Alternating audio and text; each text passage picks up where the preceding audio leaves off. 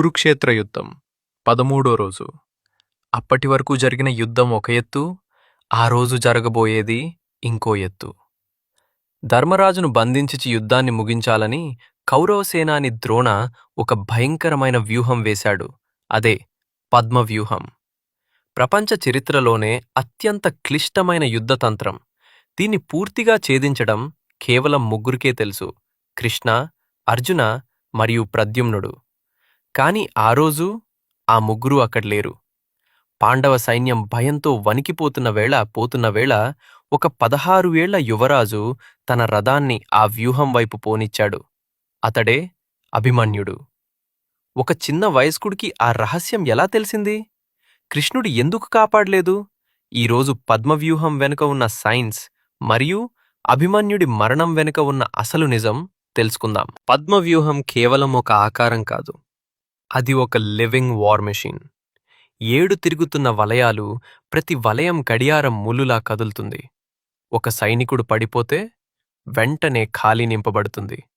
మీరు నిలబడలేరు, మీరు ఆగలేరు, మీరు నిరంతరం కదులుతూనే ఉండాలి. లోపలికి వెళ్తున్న కొద్దీ శత్రువుల శక్తి పెరుగుతుంది. కేంద్రంలో మహాయోధులు: దుర్యోధనుడు, ద్రోణుడు, కర్ణుడు. ఒకసారి లోపలికి వెళ్తే దారి మర్చిపోవడం ఖాయం.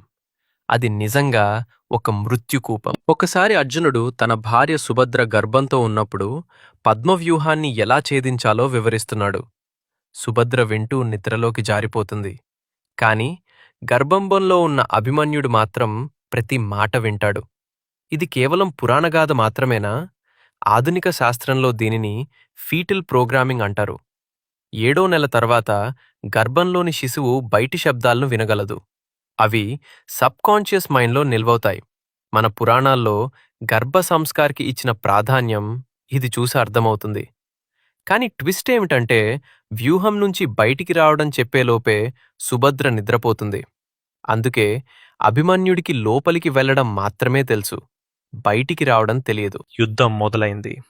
అభిమన్యుడు ఒక్కొక్క వలయాన్ని ఛేదిస్తూ లోపలికి వెళ్తున్నాడు. ద్రోణాచార్యుడు ఆశ్చర్యపోయాడు. ఈ బాలుడు సామాన్యుడు కాదు. అభిమన్యుడు వెనుక పాండవులు రావాల్సింది. కాని అక్కడే జయద్రథుడు అడ్డుపడ్డాడు. శివుడి వరం వల్ల అతను పాండవులు 1 రోజుపాటు ఆపగలడు.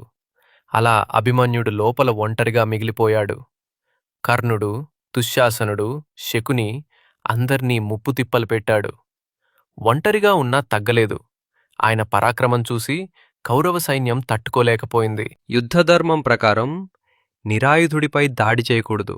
కాని ఆ రోజు నియమాలన్నీ ధ్వంసమయ్యాయి. 7 మహాయోధులు కలిసి అభిమన్యుడిని చుట్టుముట్టారు. రథం విరిగింది, విల్లుని విరిచేశారు, కత్తిని లాక్కొన్నారు. అప్పుడు అభిమన్యుడు ఒక విరిగిన రథచక్రాన్ని చేతబట్టి యముడిలా పోరాడాడు.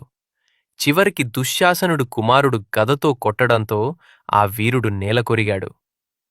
అభిమన్యుడు చంద్రదేవుని అంశంగా పుట్టాడని కథనం. భూమిపై 16 సంవత్సరాల జీవితమే విధిగా నిర్ణయించబడింది. ధర్మాన్ని నిలబెట్టే యుద్ధానికి ఆ త్యాగం అవసరమైంది. కృష్ణుడు దైవ సంకల్పాన్ని అంగీకరించాడు. అభిమన్యుడి మరణం పాండవుల కోపాన్ని అగ్నిలా రగిలించింది. అదే కౌరవ సామ్రాజ్య పతనానికి నాంది పలికింది. విజయం మనకు రాదని తెలిసినా ధైర్యంగా పోరాడటం, అదే నిజమైన వీరత్వం. అభిమన్యుడు కేవలం యోధుడు కాదు, అతను యవ్వన ధైర్యానికి ప్రతీక. మరి కృష్ణుడు అభిమన్యుని కాపాడకపోవడం సరైనదేనా? మీ అభిప్రాయం కమెంట్స్లో చెప్పండి. ఇలాంటి లోతైన చరిత్ర రహస్యాల కోసం ఇప్పుడే సబ్స్క్రైబ్ చేయండి.